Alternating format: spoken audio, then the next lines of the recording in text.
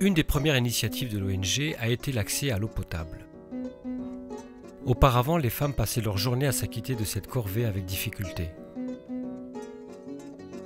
Grâce à des soutiens internationaux, un premier forage a été construit en 1996 de 80 mètres de profondeur pour permettre l'alimentation en eau de 3 villages et la mise en place de cultures maraîchères.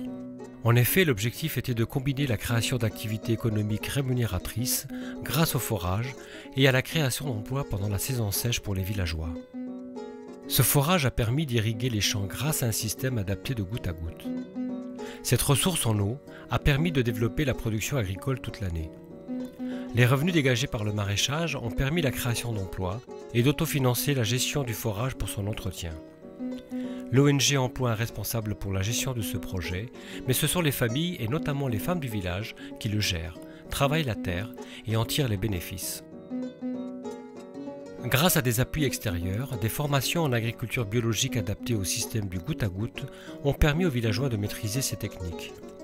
Plusieurs tonnes de légumes variés, tomates, aubergines, oignons, pommes de terre, gombo entre autres, sont produites chaque année pour l'autoconsommation des villageois et la revente sur les marchés locaux.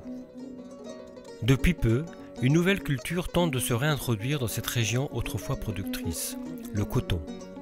Des plants de coton biologique ont été plantés et les premières récoltes ont permis au Centre des métiers de Ndem de créer des produits textiles 100% locaux et bio. Très vite, des activités complémentaires se sont greffées au maraîchage, profitant également de cet accès à l'eau. C'est le cas de l'élevage. De nombreux troupeaux viennent paître et s'abreuver autour des champs. Grâce au compost des matières organiques et au fumier, les cultures disposent d'un engrais naturel fertilisant.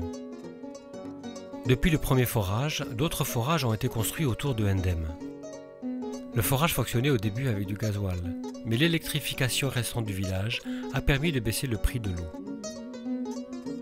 Pour pérenniser ce système, un comité de gestion de l'eau composé de villageois bénévoles fixe le prix de l'eau et évalue les consommations des quelques 700 personnes sur 3 villages. Cependant, le Sénégal parcourt une des crises énergétiques les plus graves de son histoire. Les coupures de courant demeurent quotidiennes et peuvent aller jusqu'à 12 heures en continu. Les coupures paralysent l'économie et détériorent les conditions de vie de la majorité des Sénégalais. À Ndem, les conséquences ont été entre autres la détérioration des pompes, privant le village et le maraîchage de l'accès à l'eau. Ainsi, des solutions sont cherchées, comme l'installation de pompes à eau solaire.